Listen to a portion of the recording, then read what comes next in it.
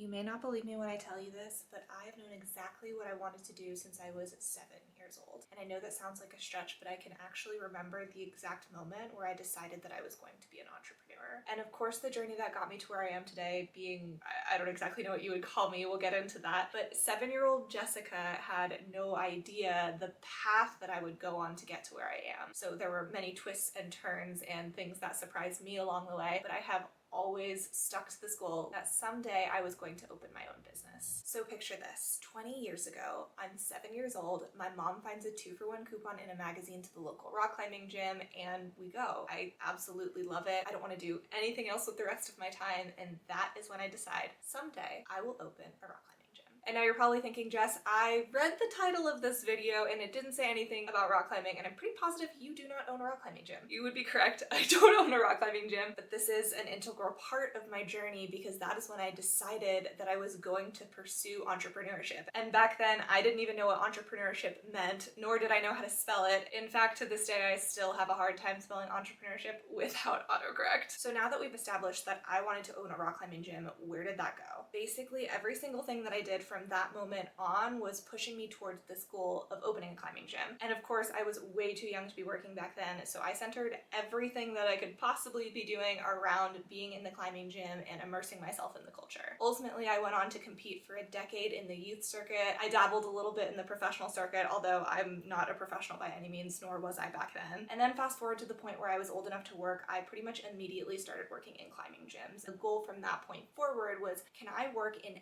every single position inside of the climbing gym so that by the time I open my own gym, I will know how to adequately hire for each head role. And then this takes me into going to college, where at this point, I still wanted to open a rock climbing gym. So I went to school for business and entrepreneurship. More specifically, I got a major in business sports management and a minor in entrepreneurial studies, which is a mouthful. I graduated from Grand Canyon University in 2018, and during this entire time, literally every single project possible, I geared towards rock climbing. I've made business plans for rock climbing gyms, I've done internships for rock climbing gyms, I've consulted rock climbing gyms, I have done the entire works within the climbing industry. Then after I graduated college, I moved to San Diego, where I worked at a pretty prestigious rock climbing gym with the goal still of working through every single position that I possibly could. And at that point, I was old enough to be holding managerial roles. I was the assistant head coach of a gym back in Arizona, as well as one in Reno. I have been a route setter, a front desk employee. I've been the manager of the front desk. I've kind of done the whole works. And then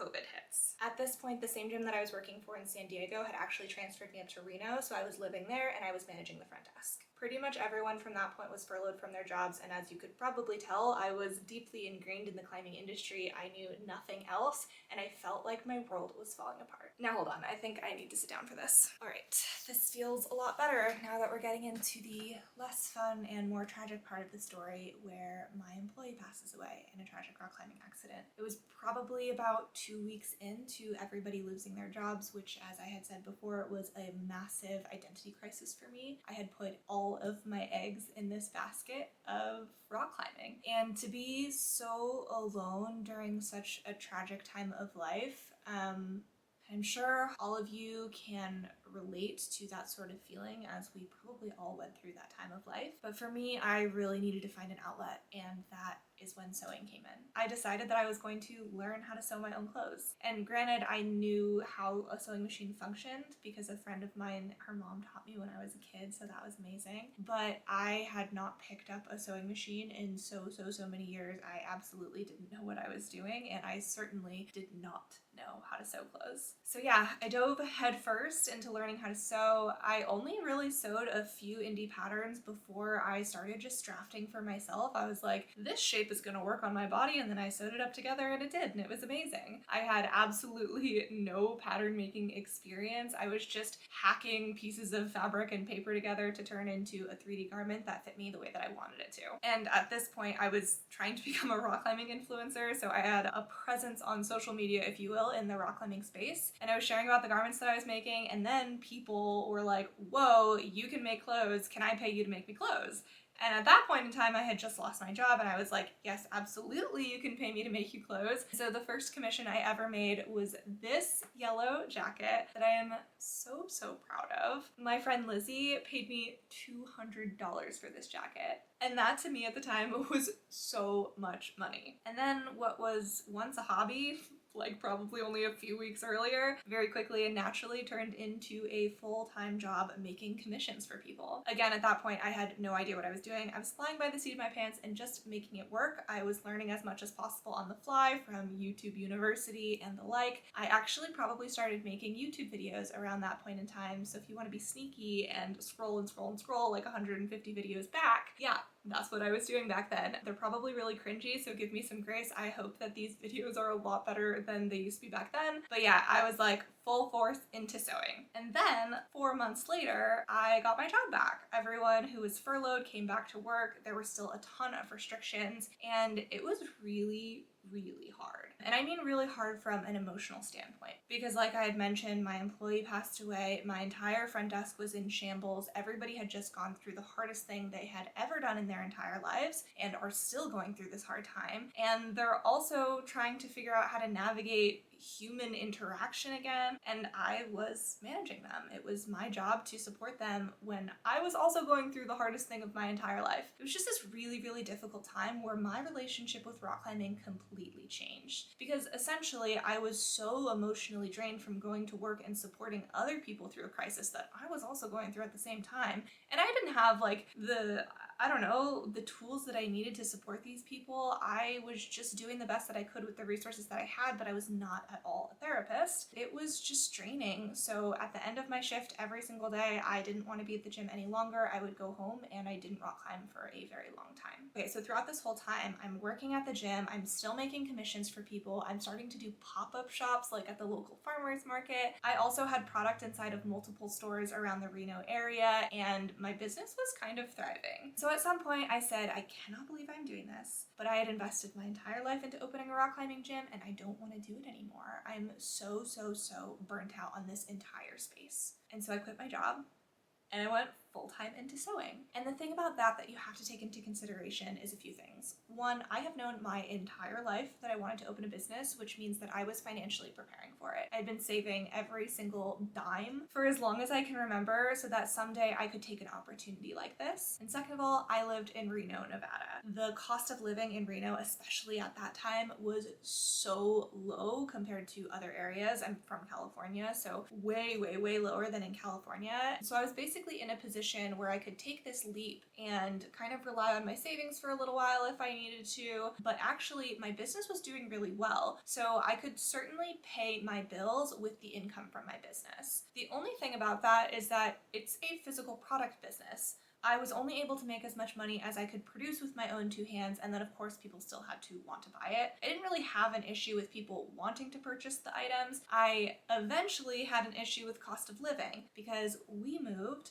to California where my partner got a job. And that was a very pivotal moment for me because I knew that I was going to need to do something else. I wanted to continue working in this sewing space, didn't exactly know how that was going to look. I was doing a lot of YouTube at that point in time. It wasn't really picking up. I wasn't that good at it, to be totally transparent with you, but it was a journey. I was learning a lot. I was enjoying it a lot. I was making a lot of clothes. So when we moved to California, I figured I need to make this work or I need to get a job. And of course I have all these skills in the climbing industry, so I could very easily pick up a job inside the climbing industry. And for a while that was actually on the table. I was like, am I gonna go back to that? Like, I'm not sure if I'm emotionally ready for that or if it's something that I even want to pursue anymore. And so I said, how can I make this work? I need to switch away from making products with my own two hands, and ideally I would make something digital. And at that time I was like, YouTube. YouTube seems like it. Until my friend, who at that point in time I didn't really know, had messaged me on social media. Her name's Nat. Nat messaged me this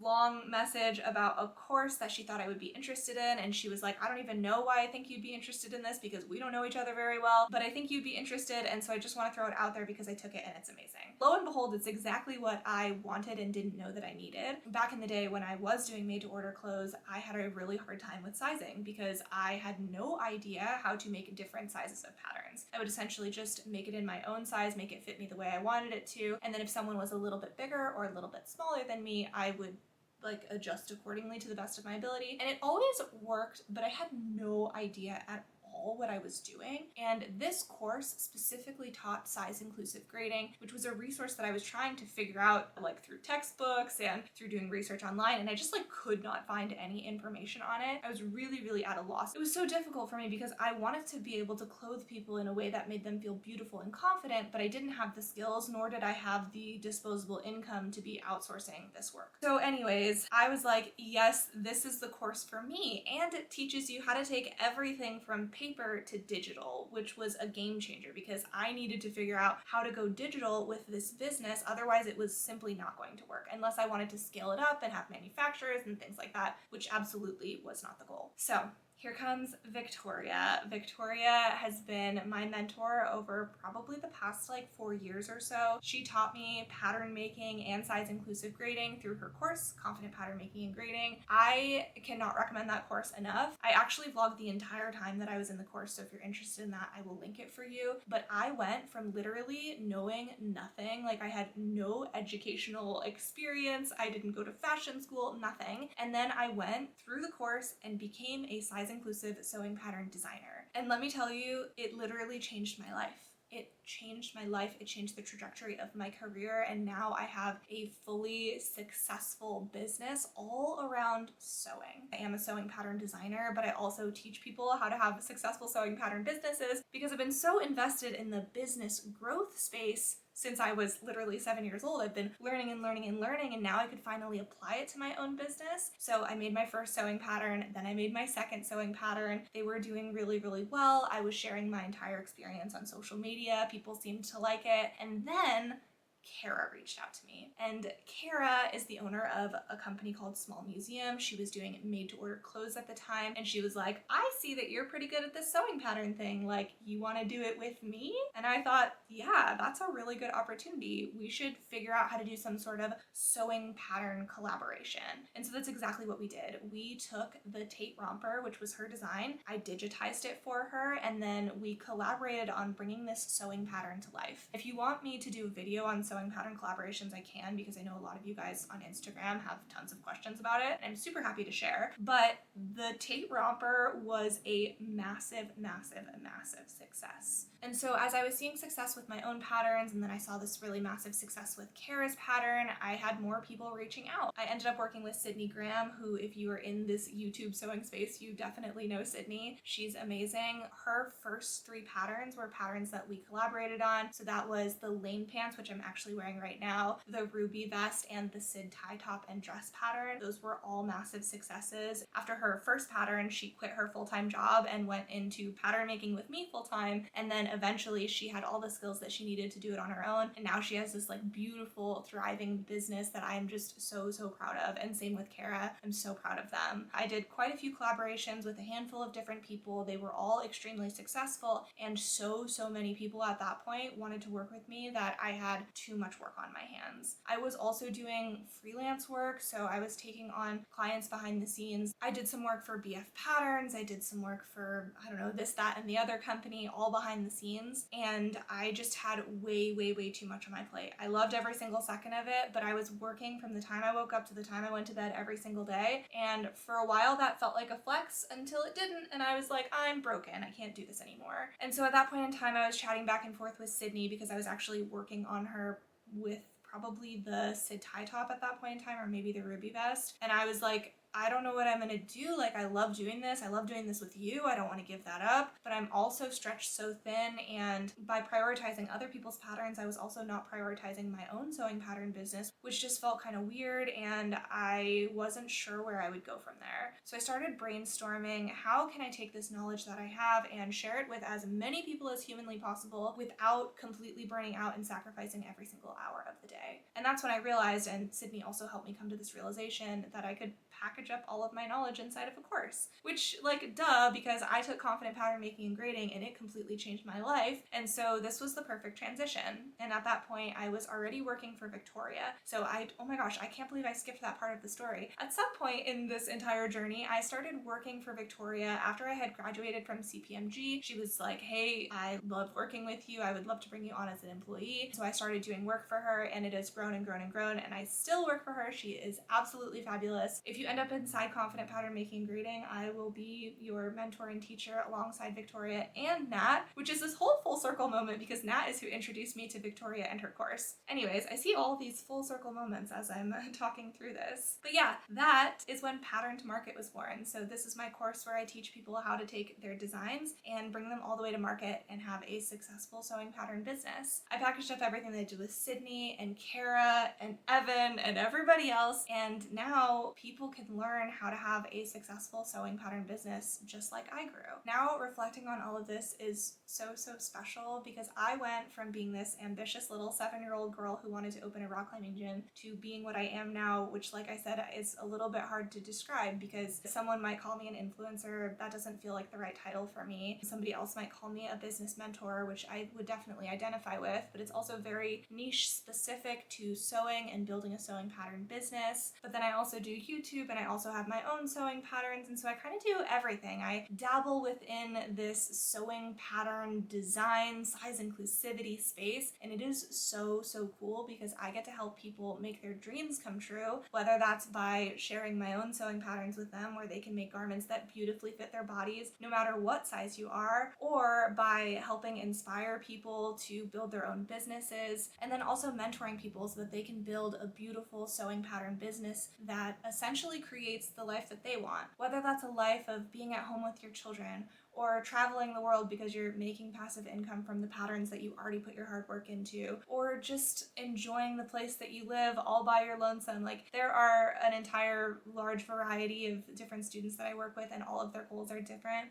And the cool thing about sewing patterns is that they can support the life that you want to live, regardless of what that looks like. So anyways, this is the journey that I've been on. And now I'm really excited to invest into YouTube and to talk to you guys more in a long format way because I've invested so much time into Instagram, and I'm going to continue to do that. But I realized that you don't know me on a deeper level. Like, I've never been able to share this entire story of how I literally went from knowing nothing to being a size inclusive sewing pattern designer and somebody who now mentors people. I teach them pattern making, I teach them size inclusive grading, I teach them how to build their business, and I've never been able to share that full story with you because how could I possibly do that in short form content over on Instagram? So I'm so excited, especially if you've gotten all the way to the end of this video, which is probably so long. I'm very sorry, but I hope it was entertaining at the very least, and maybe you found yourself feeling like you were part of the story, like little bits of your story are in my story. I know that back when I was forging this path for myself, I didn't really see other people doing what I wanted to do. So now I'm glad that I can be that person for you. Even if you don't want to open a sewing pattern business, you just want to follow along the journey, or you want to sew patterns for yourself, I have so